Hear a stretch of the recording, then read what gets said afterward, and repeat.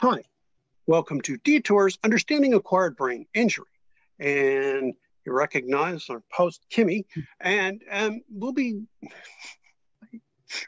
be talking about a subject that's been we've been seeing some interesting research about it. It's something I think that definitely needs for sure more attention.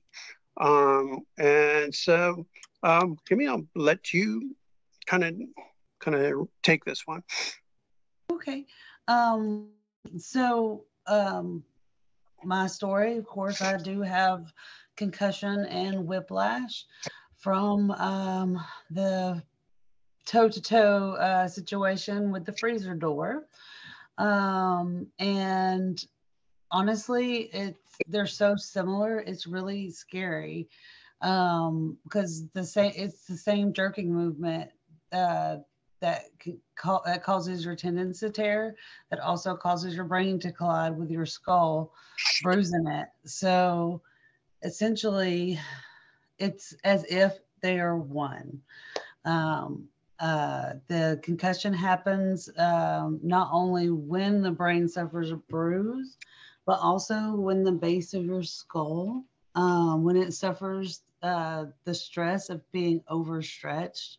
So that can also be your concussion symptoms.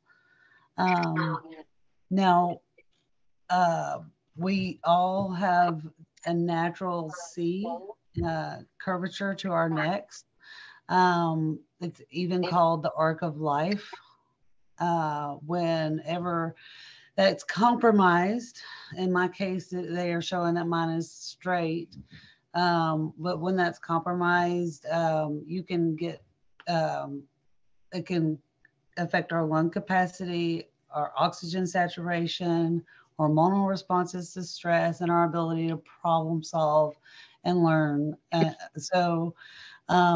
lot of these symptoms are scary similar. We even have a chart that's going to show you guys exactly the breakdown.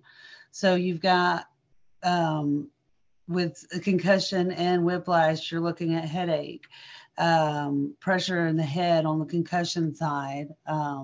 Of course, you're going to have the neck pain on both sides if you've suffered a whiplash and concussion injury. Um, it is, like you might have a little more shoulder pain, painful neck movements on the whiplash side. Um, because you got to think it's a jerking movement in your spine and neck, a traumatic one at that. And you've got your nausea, vomiting, dizziness on both sides. I have vertigo so bad having to use a balance cane just to stay upright. And it's not always 100%, but it's definitely been a big help. Um, you've got vision problems on both sides, whether it's the blurred vision, your sensitivity to light on the concussion side, and just vision problems in general with the whiplash. Um, difficulty remembering, confusion, feeling like I'm in a fog, difficulty concentrating. That definitely rings true for me. The and many other survivors would wake up and stay in a fog for a good bit of the day before our brain essentially kind of wakes up finally. But you also got the same things over on the whiplash side. You're looking at sensitivity to noise, ringing in the ears, feeling slowed down like you're in quicksand. That's how I feel like I'm trying to walk through quicksand. Just not feeling right in general, or not like yourself. Everything, the nervousness, anxiousness, irritability, sadness, being more emotional than you normally would because you're going through a lot. Fatigue, oh my, having the battery of a small child. Um, so that low energy, being drowsy because you have such low energy. Then turning around after being sleepy, most of the day, and then you'll have trouble going to sleep at night sometimes. For me, that's not too much of a problem. Just on occasion, it does happen with the insomnia, but more often than not, I'm sleeping way too much, daytime and night, in my opinion, especially not to get energy from it like I feel like I should. Um, you got your reduced or painful jaw movements because it can misalign your jaw when you have whiplash. In my case, it actually reduced my jaw pain on this side. So I feel like it might have even lined up my jaw and misaligned my neck, unfortunately, which was much more important than my jaw. So I would trade back in a hurry. And because you've got things pinched in here, you're looking at numbness, tingling, pain in your arms, hands, legs, feet, and sometimes it can cause difficulty swallowing and you choke easier. I'm unfortunately, as time is going on, starting to choke easier. So, um, all of this rings so true that it's almost like they're the same thing, Mark. Wouldn't you agree? They are the same thing. They are the same thing. And the truth is, now with the neck injuries, that's something separate. But concussion is whiplash is mTBI, mild traumatic brain injury, and research shows that. The thing is, they were terms that came from different times. A concussion is a very old term, like really old term, and what it is it was used from the 17th century, early 18th, to describe, and it does describe fairly well, at least the morphology, what you would see, a shaking of the brain. The problem is what that causes to the brain. And what's interesting is, and I'll get more, as we work together later, it causes destruction of weight over time. But and that's where a lot of the neural symptoms come from. And of course, there's also damaged tendons and muscles, and as you point out, misalignment.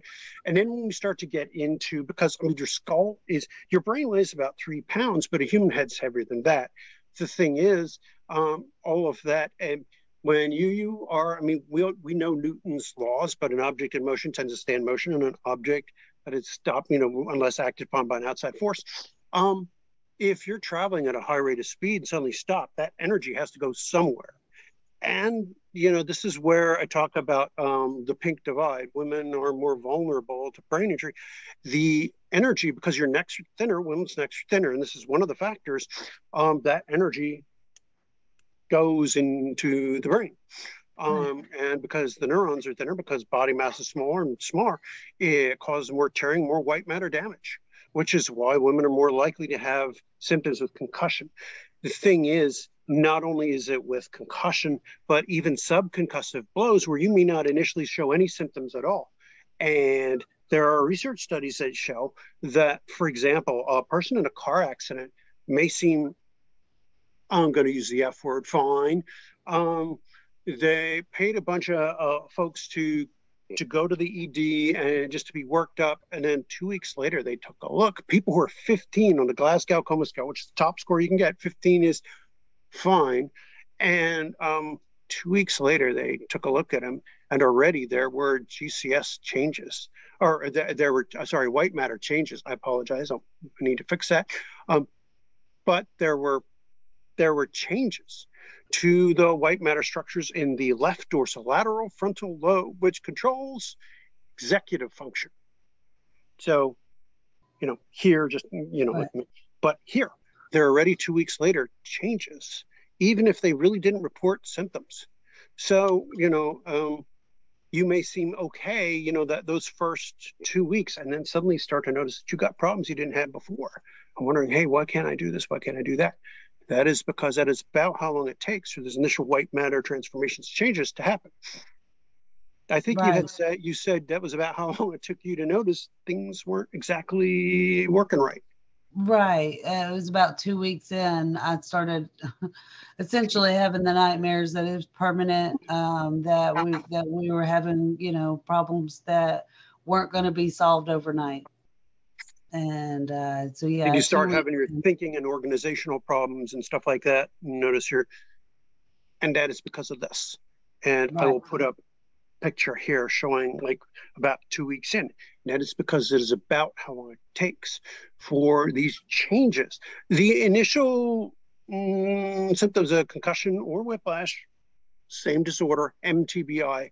Um, because just because it's called mTBI doesn't mean it's mild. I'm going to do something about. We're gonna have a video describing the Glasgow Coma Scale, early 70s, was never intended to be used as a prognostic instrument. It was used to help the paramedics and the emergency departments get ready and to like judge what kind of resources would be needed. It was never meant to be used the way it is. Current evidence suggests that period of confusion, after you take a hit to your head, whether it's like less than a day, about a day, or up to a week or so, and these vary. I'm going to show the different, like what research suggests. That is a better measure of how bad your symptoms are going to be and whether it's permanent, not how long you're unconscious. Period of unconsciousness, not as indicative. I mean, of course, period of unconsciousness definitely is altered, responsiveness. So it is indicative in that way, but it is not the best measure. So, like how long you're confused and kind of out of it Right. is a better Right. measure. Yeah. And I will tell you, because I was out, what, 30 seconds? And truly, I don't know how far out I was because I could still hear. I couldn't speak and I couldn't see. Of course, you're looking at blackness and stars. There Mm-hmm. were two or three Yeah. flashes of stars. And, because that was the brain showing me, hey, something's wrong up here. Right. There's the And flashing indicators on the dashboard telling you it's like you turn it over, everything's like, oh crap, check engine lights red. It's basically right. that's what you got. So how long were you confused and disoriented? Like same questions or were like, gee, where am I? Getting lost, walking around, or how long did that last? Uh, I'm still confused and disoriented. I laugh, but it's not really a joke. I still have Yeah. disorientation. I still get lost. I call them brain dumps, where Yeah. everything's gone. And luckily, they only last, a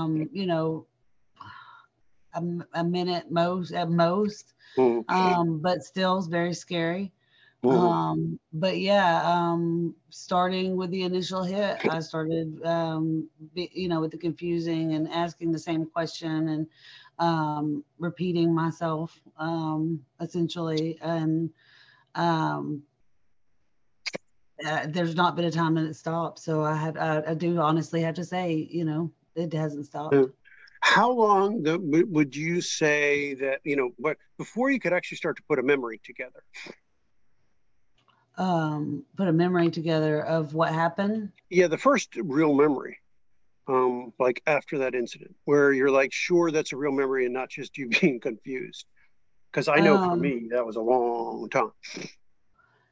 no, I think that I was able to do that right away. I don't think I Okay. had any problems because with that, as far as like knowing what had happened. And Mm, because honestly, I think a lot of it was denial for me. mm, Um, like I knew what had happened, but I was kind of in denial as to how bad it was. right. And while I got to a doctor, I think it was 3 days afterward. It still Mm, wasn't soon enough, right. and um, I regret that. There's nothing I can do, but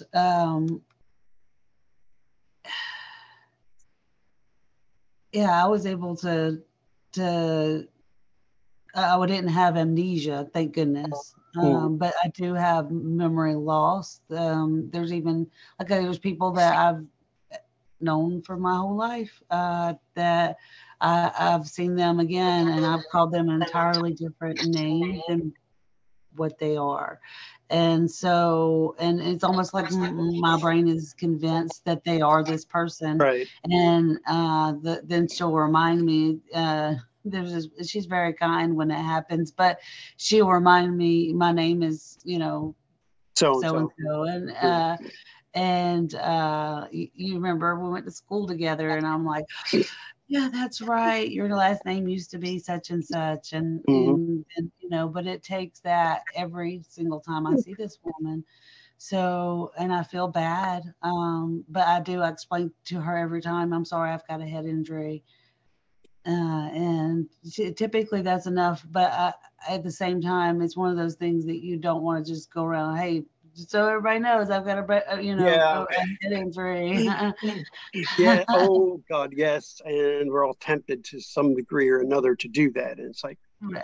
you know, and for me, it's like, um, I mean, I have to use a cane, so it's pretty obvious that something ain't quite right. And it's usually it's like if they ask, I mean, it's like when I do swimming when Kate and I do that. I mean, we talk about that in video.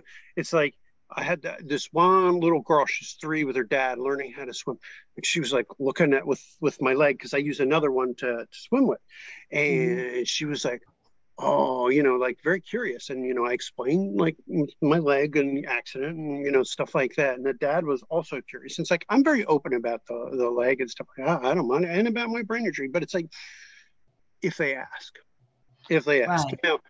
it's like I have mugs that, brain injury, and because I am an advocate and I encourage, asking and stuff, I think it is important to teach people. And that's what this is all about.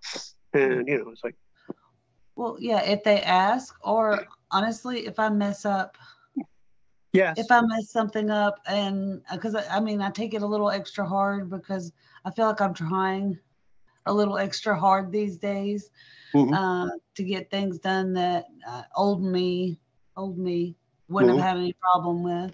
right. And so, yeah. So when I mess up, I do have a tendency to. That's one of the first things that comes out of my mouth. I'm very sorry. I Sorry. have a head Yeah. injury.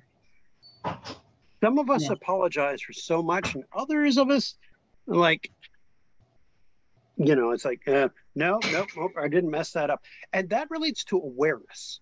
Um, with, you know, people who are higher functioning tend to, like, not only know, they also do tend to, like, apologize. And that is a big argument, even in the brain injury community. I would argue that that is probably one of the bigger sticking points.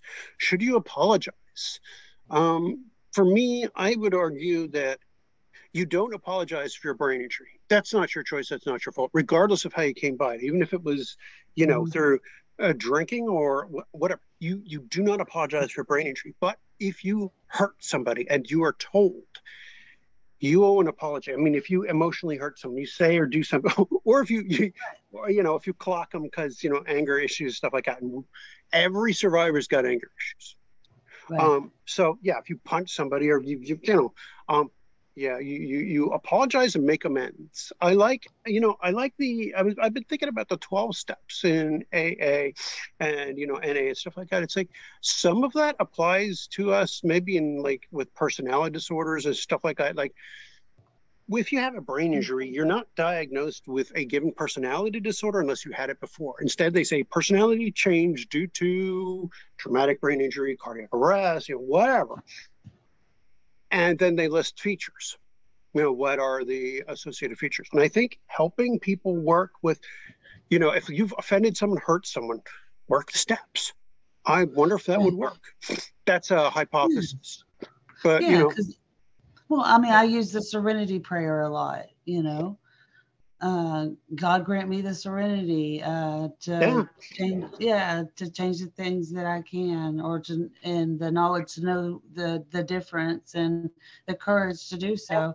And I mean, and I'm sure I've got that wrong, and I apologize. I've got a head injury, right. but but it You know, does. It really puts things in perspective of, you know, what is this something I can change, and if it's not, then I have to release it. I have to, like alcohol and with my drugs mental health. issues are part of brain injury too. Some people, I've been reading some of the literature. Some people, it gets worse, and some actually do better for a while. Some lose their taste for it. Some people lose the desire for a while. Now, some, if they get help and everything else, can. But some people, like, they actually get better on that. Now, I'm not saying go out and bash your head, because many of them then go back or even worse, because it just alters taste. It alters, processing the way you think about it. But some who never did start. It's complex. Everybody who knows me knows, I guess somehow in every video I say it's more complicated than that. There is no way, that you can truly encapsulate any aspect of brain injury, in a 30-minute video, 20, 10, 5-minute video, or 45. No, it is too darn complicated. And I say that in most of my videos. Stacy knows, if we do make mugs or merch or anything like that, which I know you're thinking of, maybe like sayings of everybody. I know you have yours, I have mine. Probably the big one for me is it's more complicated than that. That is definitely a Markism, for sure. And, it's like, and Blake has his, Kate has hers. All of us have the things which we say, which I think would be good on a mug, and it's like, or our names around a ring, it's like, and then just sayings and stuff. But yes, and by the way, if you'd be interested in merch, please let us know. Just as a quick side note, t-shirts or other stuff. I mean, one of the ways to help fund what we do, because it is, it's time consuming, and I think, it's like, for me, with my job, it's like, do I need it? No, not really. Kate said she doesn't. We could channel it into the channel, better equipment, stuff like that. But there are a lot of other people who work hard, and they don't, none of us are paid for it. And I think I would like to know if you'd like to see merch. Please comment below if you'd be interested. I'm going to ask for a while, and we do want to set up maybe Patreon at some point. I don't know exactly when to try that, and hopefully advertising. Since we're growing kind of slowly, we are growing, and that's another thing. Please encourage other people to like. All right. Anyway, so that's enough of that stuff. And hit the notification bell, because that way you'll know whenever we have our new videos out. And share the information, please. Yes, absolutely. But some of the stuff we're going to discuss about this is like, I'm going to be calling, I'm not going to be calling concussion whiplash. I'm going to call them mild traumatic brain injury and neck injuries, cervical spinal injuries, because that is what they are. And a lot of docs and things like that are quick to dismiss it as, functional brain injury, or, functional neural injury, or call it stuff like that. And what they're saying is conversion disorder. Basically, they're saying it's in your head. And it makes me upset. Is it in your head? Yes, it's in your head. It's in your brain. It is not purely a psychiatric disorder. And many patients who end up in psych hospital actually have neuro disorders. And neuro and psychology, and those of you who know me, neuropsych. Right. The many times symptoms of our brain injuries manifest as emotional changes. And we have no idea, like, maybe we're 6 and, we're swinging on the tire swing over the, over the lake or the pond or river, and oops, you actually landed and whacked your head on the land. Right. And, it's like your brother was like, uh-oh, I'm going to get in trouble. So I left him there and, went off. And, when you woke up 4 or 5 hours later, it was like you were kind of dizzy, and it's like, oh, what happened? Well, yeah, I guess you were playing or whatever. And it's like stuff like that. And yes, that's a story I actually heard a long time ago from somebody I was working with. He said, and he always wondered, and we were like, oh, maybe. It sounds like it's possible. And I've heard other stories from patients, clients, stuff like that, but I'm going to do my best to keep it, But yes, and speaking of mild TBI, repeated mild traumatic brain injury. So shakeups of your brain, maybe like bumping along, or like, say, falling. I don't know, falling out of the high chair, or, being, yeah, absolutely. That's okay. Right. I even managed after, not as a child, but after my initial concussion and whiplash injury, I managed to fall into a cement hole. Nice. I've had my share of falls and whacks to the noggin, and even doing things that, as Blake had said, he said he knows a lot of athletes. I did diving and swimming stuff, and I've had some misses, but it's like, it isn't just football although that's one of the big ones. Or it isn't just, as I said, pugilism, boxing, that kind of thing, or kickboxing, or, you get the tar beat out of you. But it is also other things like, well, those of you who know my friend Kate, and she's talked about it, horse falls. Yes, you don't have to be knocked out or dizzy, although the equestrian organizations are not talking about it much. But we all know that you fall off a really high horse. Now, yeah, it's going to rattle your beans. And you do that a couple of times, yeah, you're down the road for CTE or dementia. See Nietzsche's rocking chair about concerns for that. But, it's like you accumulate enough damage, yeah, over time, slowly, you may notice that your performance is maybe not what it once used to be. Car accidents, of course, domestic violence, that's a big one for me as far as advocating for, other sports. You wouldn't think like basketball or whatever, but slipping, hitting your head, get whacked with the ball, baseball, take a to the bean, Yeah, yeah, that's true. Yeah. Any of those kind of things.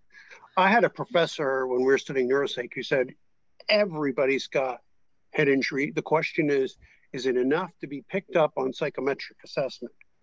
Speaking of that, I just made a video earlier about IQ testing and psychometrics. It's kind of nerdy, but funny. My wife says it's up to you to decide if you think it's funny. I mean, I would assume my wife would say that because she doesn't want my feelings hurt. But, oh, and quick note, beware of anyone who tells you that they're a genius based on the testing. We in psych, as I've said plenty of time, we don't use that term in psych anymore. We haven't for over 100 years.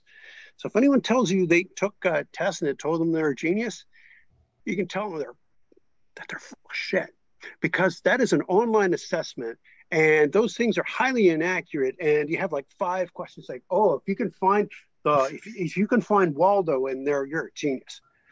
I hate to break it to you. You may have a future as a detective, but you're not a genius.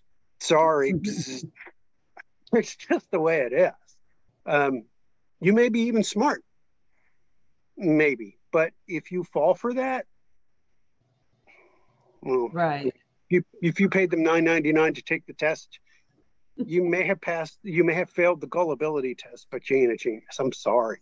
If you gave them your name, your address, I have a question. Did you tell a prince in Nigeria, that did you give them your address? Because you may be worth $1 billion.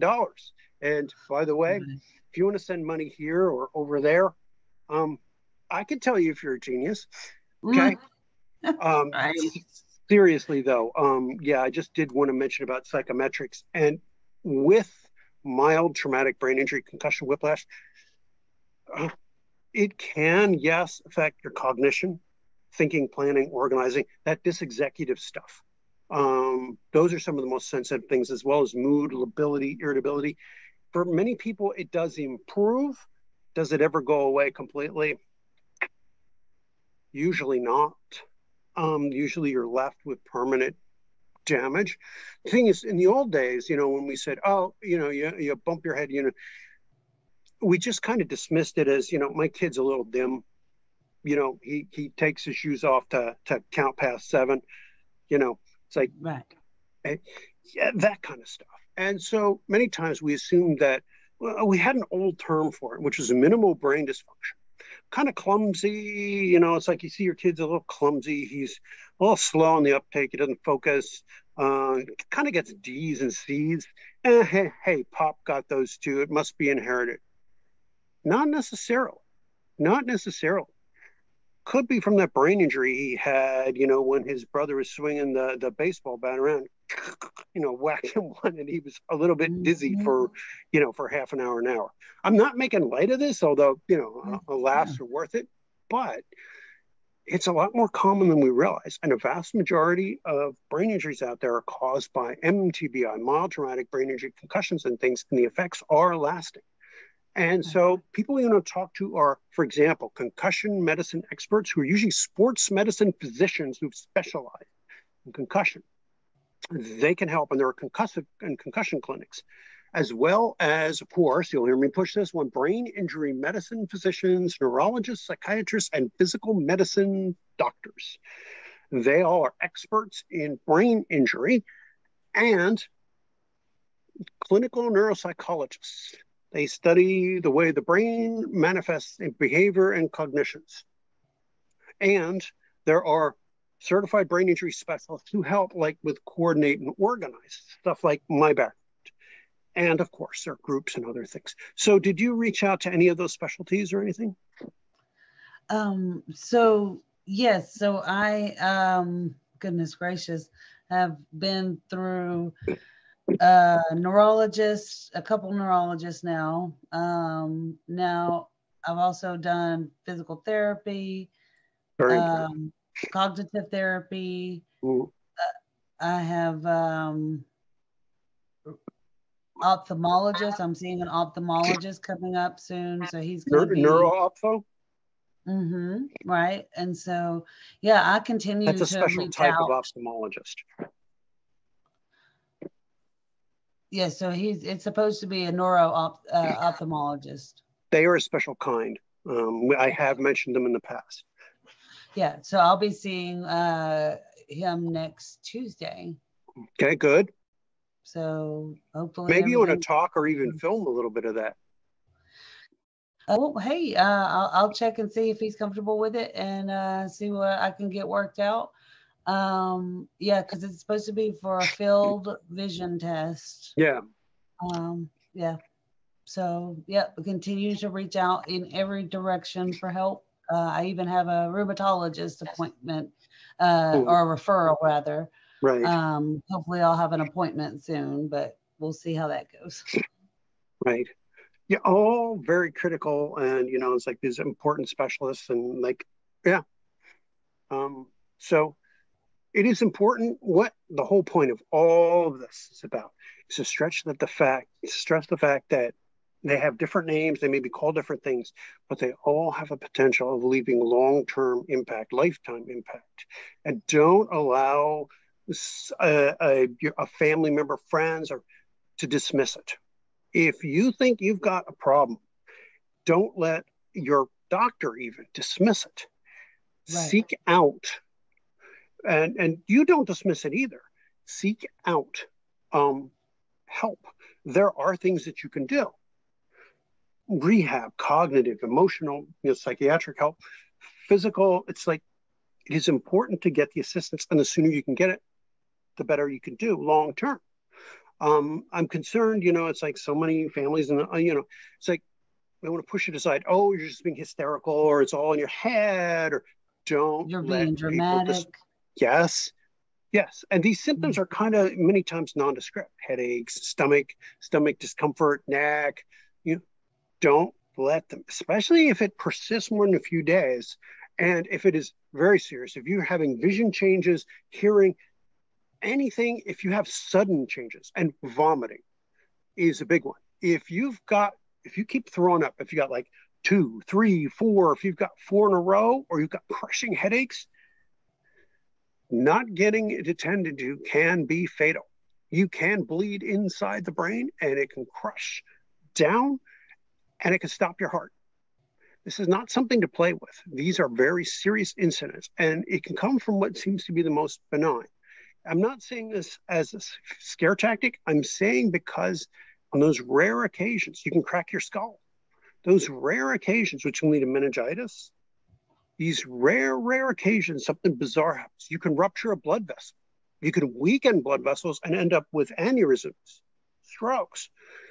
It is important to know that even something that seems small or is called mild is not necessarily describing the symptoms, the severity, or the long-term outcome. Right. Right. It is important to Oh, yeah. respect what you've got. Are you okay? Yeah. I honestly Neuro just fatigue. very lucky. Honestly, when we talk about that and the potential that it really could have killed both of us. Yeah. Oh, Both well, of our head injuries could. You've had two severe head. by the modern definitions, yes, they would have been ranked as moderate, and or the first one's severe. Second one, moderate to severe by the new definitions, yes. It's only because you see me 30 years later and the areas that are impacted on me allow me to put a little bit of a better face on it. But you can tell by talking to me, by looking at me, actually, you could tell that, it's like things ain't quite right upstairs. But then again, anyone who knows me as a friend knows that maybe a few of the bolts ain't turned down too tight. Honestly, you just come across as an incredibly smart guy, a little quirky, unless I don't think anyone would know unless that you told them. As not only my dear wife has said, she said it was funny, and this is a video I want to make talking about spouses' reactions to loved ones' brain injuries. Stacy said, "I just thought you were a little weird." She said, "I figured that came with your intelligence and that you were just weird and nerdy." It's like, yeah, well, you need to know a little more than that. And when we went out the second time, I explained some of the stuff, and I was like, then I explained more. But I was a person who always kind of hid it. I was embarrassed, and my pride, and I get defensive and angry. But I've over the years I've come to realize that I can actually do something, and I can share and help. And you have already way earlier than me have begun sharing and helping other people. And again, it's the purpose of this channel. It is for the sake of helping and assisting other people, and I want to thank you. And it's like it's almost a full-time kind of gig for us in a way. It's like, but we do a lot of good. And what I do want to get eventually is like start talking to spouses, and get them to share what it's like and what their first experience was like when they was, hey, wait a minute, are you sure you're okay? It's like when Stacy was like, I was like, I told you, I reminded you, and it's like talk to Eric on, for you and Mike and Justin and stuff like that. Eventually get our peeps talking to us. And we do want to do a round table eventually where we'll start talking about like other stuff. We're just about out of time, so I'll let you do the out. Well, thank you so much for joining us at Detours, Understanding Acquired Brain Injury. Do make sure you like, subscribe, and share. Hit that bell notification. It helps us to help you help more people. If you know of anybody that we could help, share our video, our videos, our links. And of course, do look for links below. I will go ahead and I will start putting the Rafa Rub links down for anyone that's interested in trying CBD products for their pain, anxiety, headaches, and so forth. Please do note, laws vary from state to state, country to country, and we do not